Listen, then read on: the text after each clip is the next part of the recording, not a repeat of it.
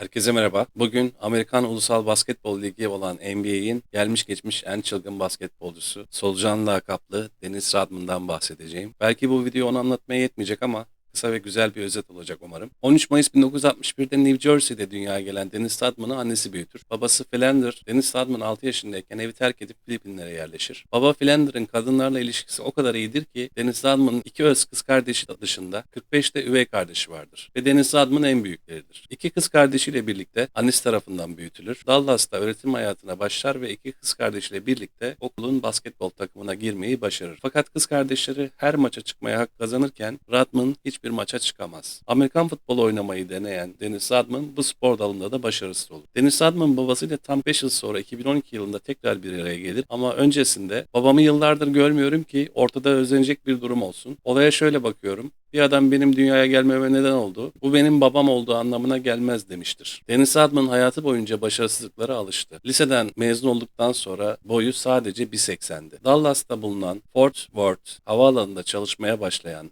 Rodman temizlik görevlisi olarak görev yapmaktaydı. Havaalanında çalışırken saat çalması nedeniyle tutuklandı. Dennis Rodman saatleri kendisi için veya satmak için değil de arkadaşlarına dağıtmak için çaldığını söyler. Polis bu ifadeye inanmaz ama Dennis ve polisler beraberce Dennis'in arkadaşlarını ziyaret ederler ve çalınan tüm saatleri geri toplarlar. Öyle ki arkadaşlarından biri kendisine verilen saati değerinden daha ucuza satmıştır. Ancak Dennis hapse girmesin diye kendi cebinden üstüne ekleyerek saatin gerçek değerini öder. Benim bildiğim kadarıyla o dönemki kız arkadaşının kefaleti ödemesiyle serbest kaldı diye bir haberde okumuştum. Hangisi doğru bilmiyorum. Basketbol oynamaktan vazgeçmedi ve boyu mucizevi bir şekilde 21 yaşına geldiğinde 2.01 olan ve Gainesville Üniversitesi'nin dikkatini çekmeyi başardı. Basketbol takımında harikalar yaratan Rodman'ın not ortalaması düşük olması sebebiyle okuldan atıldı. Annesi de hayatını düzene sokuncaya kadar Dennis Rodman'ı ev almayacağını söyler ve evden atar. 22 yaşındaki genç adam artık sokakta basketbol oynadığı gibi basketbolda oynadığı sahalarda, köprü altlarında ve hatta köpek kulübelerinde yaşamaya başlar. Ancak sokak basketbolundaki ünü daha da artmaya başlar. Oklahoma Üniversitesi Dennis ile iletişime geçip burs teklif etmek ister ama ortada bir sorun vardır. Dennis herhangi bir evde yaşamadığı için kendisine ulaşmak imkansızdır. Nerede olduğunu öğrenmek için sadece etrafa salınan haberlerle mümkündür. Günlerce süren aramalardan sonra bulunan Dennis Rodman'a gelen bu yeni teklifi kabul eder ve bu defa okul ortalamasına dikkat etmeye söz verir. Rodman, Oklahoma Üniversitesi'ne kabul edilir. Daha sonra hiç doğru düzgün bir maçta oynamayan Dennis Rodman, üniversitedeki ilk yılında 26 sayı ve 13.1 rebound ortalamalarını yakalar. Görüldüğü gibi Dennis Rodman aslında iyi bir hücum oyuncusu olmuştur. Ama özelliğini NBA'de neden kullanmadığına dair sorulara sonraki yıllarda takımda benden daha iyi hücumcular vardı. Neden gücümü hücumda harcayayım ki şeklinde cevap vermiştir. Üniversitede sonraki 2 yılında 15.9 sayı ve 17.8 rebound ortalamaları yapan Dennis Rodman 25 yaşında NBA draftına katılır. Detroit Pistons tarafından 27. sıradan draft edilen Dennis Rodman'ın NBA hikayesi de böylece başlamış olur. Dennis Rodman'a ince fiziği nedeniyle solucan lakabı uygun görülmüştür. Dennis Rodman nasıl bu kadar çok rebound alıyorsun sorusuna rebound almak için ter kokusunu seveceksin ve ben hayatım boyunca ter kokan insanlarla yan yana bulundum demiştir. Serbest atışları neden hiç konsantre olmadan hemen kullandığına dair gelen sorulara ise serbest atış atmaktan nefret ediyorum. O anda zaman duruyor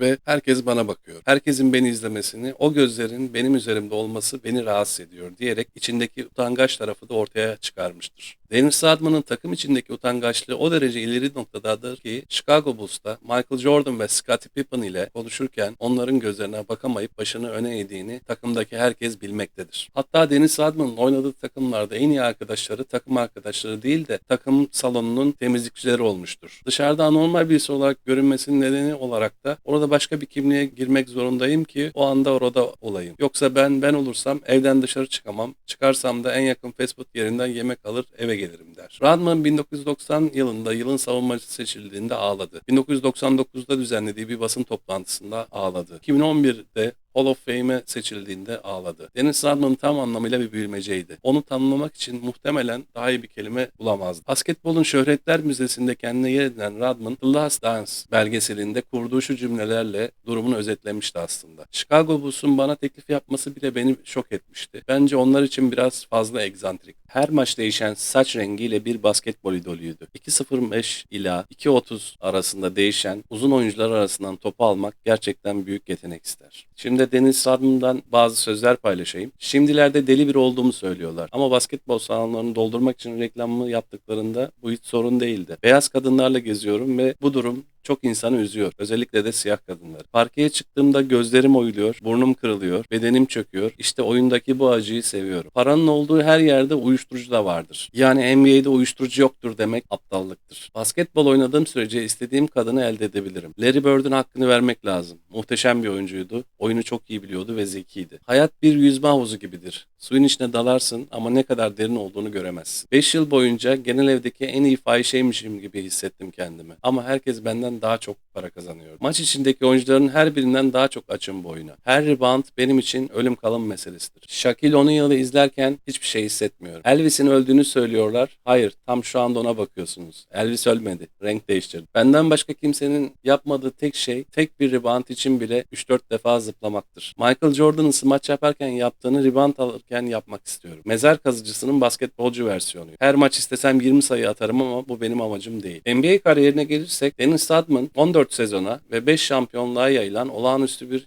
NBA kariyerine sahipti. 1986'da Detroit Pistons tarafından 27. sıradan seçildi ve 1993'e kadar onlar için oynadı. Oyuncu 1989 ve 1990'da arka arkaya şampiyonluklar kazanan ve şiddetli bir savunmacı, reboundçı olarak ün kazanan Bad Boys Pistons takımının bir parçasıydı. Aynı şekilde 2 NBA yılın savunmacısı ödülü ve Pistons ile 2 All-Star maçına çıktı. 1993'te Dennis 2 sezon forma giydiği San Antonio Spurs'a takas edildi. Her iki yılda da rebound'da lige liderlik etti. Oyuncu Bulls'un 1990'dan 98'e kadar arka arkaya 3 şampiyonluk kazanmasında önemli bir rol oynamıştır. Her yıl tabii ki rebound kralı oldu ve 2 kez en iyi savunma takımına seçildi. Bulls hanedanlığı sona erdikten sonra Dennis 1999'da Los Angeles Lakers ve 2000'de Dallas Mavericks için kısa bir süre oynadı. Ancak çok az başarı veya etki elde etti. Oyuncu maç başına 7.3 sayı, 13.1 rebound ve 1.8 asist ortalamaları ile 2000 yılında NBA'den emekli oldu. NBA efsanesi yalnızca basketbol sahasındaki başarılarıyla değil, aynı zamanda sayısız tartışması ve tuhaflığıyla tanınır. Oyuncu 1996 yılında otobiyografisini tanıtmak için kendisiyle evlendiğinde medyanın ilgisini çekti. Benzer şekilde 1997'de bir kameramanın kasıklarını tekmeledi ve 11 maçlık bir uzaklaştırma, aynı zamanda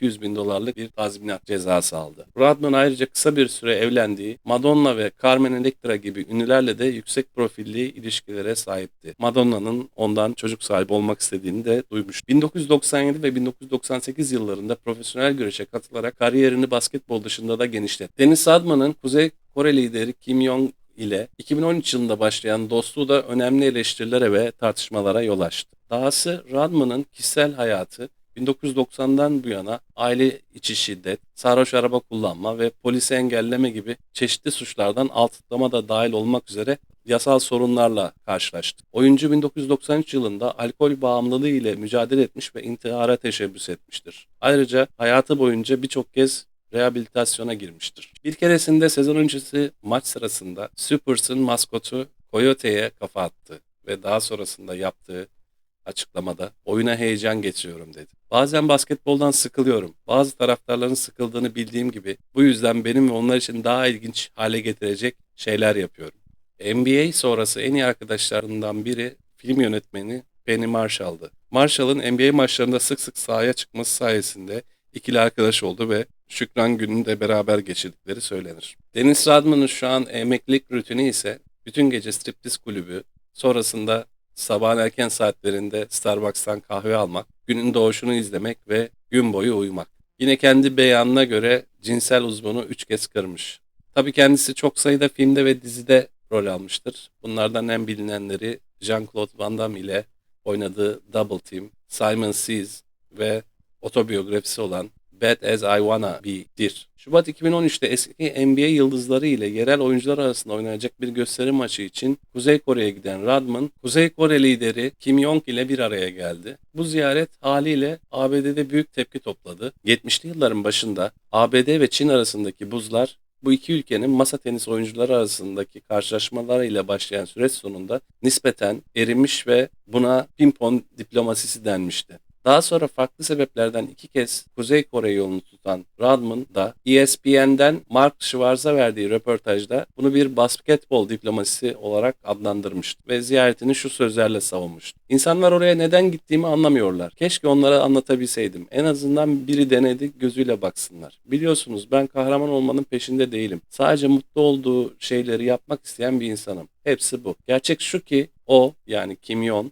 bugüne kadar tehditlerde bulunmuş olsa da hiçbir yeri bombalamadı. Ne Güney Kore'yi ne Hawaii'yi hiçbir yeri. İnsanlar onun dünyadaki en kötü adam olduğunu söylüyorlar ama Kim'le ilgili bildiğim bir şey varsa o da Amerika ile asla savaşa girmek istemediği. Obama ile karşılıklı oturup basketbol konuşmak istiyor. Obama'nın ise maalesef onunla herhangi bir şey yapmak istediğini sanmıyorum. Bay Başkan'a soruyorum. Basit bir telefon konuşmasından ne zarar gelebilir ki? Hadi ama Obama, yeni bir çağda yaşıyoruz. Kim'i ara ve onunla arkadaş ol. Benim görevim iki düşman ülke arasındaki buzları eritmek. Bu neden bana düştü bilmiyorum. Ama şunu söyleyebilirim. Bir sonraki Nobel Barış Ödülü'nde ilk üçe giremezsem bir şeyler gerçekten yanlış gidiyordur. Emin olabilirsiniz. Rodman, Kuzey Kore lideriyle ilk tanışmasını şöyle anlatıyor. Rodman ülke liderinin kim olduğunu bilmediğini söylerken birkaç fotoğraf çekimi ve sonra basketbol oynayacağımızı düşündüm. Kuzey Kore hakkında hiçbir şey bilmiyordum. Maçı izledikten sonra yanıma geldi. Ülkemi beğendin mi dedi. Ben de ona evet çok güzel diye cevap verdim. Kuzey Kore ordusunun füzelerini de gördüğünü öne süren Rodman, Kim'le politika konuşmaktan ise kaçındığını belirtti. Kim'in öldüğü iddialarına da inanmadığını vurgulayan Rodman, muhtemelen herkes gibi o da Last Dance'ı izliyordur diye konuştu. Rodman'a göre Kim Jong genel görüşün aksine iyi niyetli bir lider. Kim'in barış istediğini biliyorum, onu gayet iyi tanıyorum. O ülkesini ileriye taşımak isteyen bir lider. İnsanlar ABD'nin Kuzey Kore ile pazarlık yapmasını anlayışla karşılamalı ve destek olmalı. Ben hala barışın sağlanacağına inanıyorum. Dennis Rodman'ın otobiyografisinde soru basit. Dennis Rodman kimi seviyor? Dennis Rodman'ı kim seviyor? Bu soruyu düşündüğümde bile kekeliyorum. Dennis Rodman'ı kimin sevdiğini gerçekten de bilmiyorum. En azından çocuklarım beni seviyorlar. Bundan eminim. Ama onlar daha çocuk. Birisi 4, diğeri 3 yaşında. Ve şu an ne olup bittiğini bilmiyorlar. Sadece baba baba diyorlar. Dennis Rodman'ı bilmiyorlar. 16 yaşındaki kızım Alexis ve 7 yaşındaki oğlum Chance ise ayda yalnızca bir gün hayatımın parçası oluyorlar. Bunun dışında iletişimde olmuyoruz. Onları elbette seviyorum ama onlar beni seviyorsa bile bunu göstermiyorlar. Alexis'le ilgili anılarımı düşündüğümde tam anlamıyla acı hissediyorum. Çünkü yeni yürümeye başladığı dönemlerde sağ kulağımdaki küpeyi tamamen aşağıya çekmeyi başardı. Etimden bir parça kopardı. O günlerde Alexis hayatımın ışığıydı ama şimdi benimle konuşmuyor. Oprah birkaç yıl önce bizi bir televizyon programında bir araya getirmeye çalıştı ama eski eşim orada bulunmadığı için Alexis'in yalnız çıkmasına izin vermedi ve ulusal kanaldaki bir yayında ağladı. Aşk benim için acıyı çağrıştırır. Zaten aşk nedir? Bunu büyük ihtimalle büyürken gençlik dönemimde ilişkilerimde öğrendiğimi düşüneceksiniz. Hayır öyle değil. Bunu ailemde öğrendim. Hava kuvvetlerinde çalışan babam ben 3 yaşındayken ortadan kayboldu. Aşık oldu, annemi bırakıp Filipinlere kaçtı. Birkaç düzine çocuğun babalığını yaptı. Teksas'ta yaşayan anneme gelince ona asla anne seni seviyorum demedim. Dürüst olmak gerekirse bunu düşünmedim bile. Çünkü annem bana hiç sarılmadı. Ayrıca 2 kız kardeşim Devra ve Kime de sarılmadı. Onu anlıyorum. Çünkü tek başına çalışarak 4 kişinin karnını doyurmaya çalıştı. Alt orta sınıf bir yaşam tarzına sahiptik ve üçümüz de basketbol burslarımızı kazandık. Kız kardeşlerim mezun oldu. Ben iyi şeyler yaptım. Ama o meşguldü. Bu yüzden bize sevgisini gösteremedi veya nasıl göstereceğini bilmiyordu. Sevgiyle ilgili problemleri vardı. Birkaç ayda bir adama bağlanıyor ama üzerinden çok zaman geçmeden ondan ayrılıyor ve yatak odasında ağlıyordu. Ne yapacağımızı bilmiyorduk. Çünkü o zamanlar çocuktuk. Anlıyor musunuz? Tabii ona karşı asla iyileşmeyecek olan yaralar var. Sert aşk gibi. 19 yaşımdayken birkaç kol saati çalmıştım ve annem hapishanede kalmama izin verdi. Daha sonra beni evden kovdu. Sert bir kadındı. Aylarca evsiz kaldım. Anlıyor musunuz? Bugün aileme yabancı olduğumu söyleyebilirsiniz. Çünkü annem en küçük çocuğumu görmedi ve onunla en son ne zaman 2-3 saat zaman geçirdiğimi bile hatırlamıyorum. 20 yaşımdayken kendime bir söz vermiştim. Hayatını düzeltene kadar eve gitmeyeceksin. Hayatımı düzelttim ama bütün bunlardan sonra bile onunla konuşacak kadar başarılı olduğumu düşünmüyorum. Bazı açılardan anneme benziyorum. Sevgimi gösteremiyorum. Bunu yapamıyorum. Bu tarz durumlarda çok fazla korkuyorum. Baskı altında hissediyorum. Terapistlerimden bazıları anneme karşı olan öfkemi ilişkilerimde karşı tarafa yansıttığımı ve bu nedenle düzenli bir aşk hayatına sahip olamadığımı söylemişti. Ben bu şekilde düşünmüyorum. Öncelikle anneme kızgın değilim. İkincisi bazı kadınlarla gerçekten de çok kötü şeyler yaşadık. Gerçekten. NBA'ye girmeden önce kadınların berbat olduğunu düşünüyordum. Çünkü benimle ilgilenmiyorlardı. Param yoktu, arabam yoktu, hiç kimseydim. Böylece kendimi kibirli hissediyordum. Sonrasında NBA'ye gittim, başarılar kazandım. İstemediğim kadar kadın aniden benimle çıkmak istedi. Bunun saçma olduğunu düşündüm. Kadınlar bugünlerde mütevazı bir hayat süren biriyle ilişkiye girebilirler. Bunu yapabilirler. Ayrıldıklarında bile klasik bir ayrılma olur. Benim gibiler ise biraz farklı durumlarla karşı karşıyalar. Her neyse. Sonunda mahkemeye çıkıyorsun ve onlar onun evini, arabasını, parasını istiyorum. Bunlara sahip olmalıyım. Payım ondan yüksek olmalı diyorlar. Ne demek istiyorsun? Seninle tanıştığımız zaman hiçbir şeye sahip değildin. Ben kimi seviyorum? Chuck Daly, Phil Jackson, Jerry Boss, James Rich. Her biri benim için bir baba gibiydi. Onlara dört bilgi adam diyorum. Hepsini bir araya getiriyorum ve onları mevsimlere bölüyorum. Her mevsimde o adamın felsefesini hayatıma uyarlayarak kendimi düzene sokuyorum. Peki onlar beni seviyorlar mı? Bunu onlara sor dostum. Sonsuza dek sahip olamayacağım tek bir arkadaşı elde etmeye yeteneğim olmadı. Burada aşktan bahsetmiyorum. Güvenden bahsediyorum. Eğer param ve şöhretin için arkadaş oluyorlarsa çok kolay bir şekilde yarı yolda bırakılabilirsin. Bence ölmeye yaklaştığınız zaman sizi sevenlerin ve sizin sevdiklerinizin bir listesini yapmalısınız. Böylece başarıyı ölçebilirsiniz. Bence şu an çocuklarım beni seviyorlar. Halkın bir bölümü beni seviyor tabii. Halen daha problemlerle birlikte. Ailem unut gitsin. Kadın, aşk hayatımdaki en büyük başarısızlığım. Dennis Rodman bir yılda bir düzine kadınla nasıl olabileceğinizi size söyler ama bir kadınla 12 yıl nasıl geçebileceğinizi söyleyemez. Dennis Rodman'ı kim sevdi ve Dennis Rodman kimi sevdi? Hayatımda tanıdığım bütün insanlara baktığım zaman yalnızca bir isim. Her şeyden sıyrılıp zirveye çıkıyor. Orange County Havalimanı'nda Las Vegas'a, South Beach'teki kavgalardan deli dolu maceralara kadar tam bir Dennis Rodman tarzı olan tek kadın var. Eğer gerçekten de bizi görseydin bizim için tezahürat bile yapardın. Çünkü bizim hikayemiz komik, dokunaklı, kalp kırıcı ve tutkuluydu.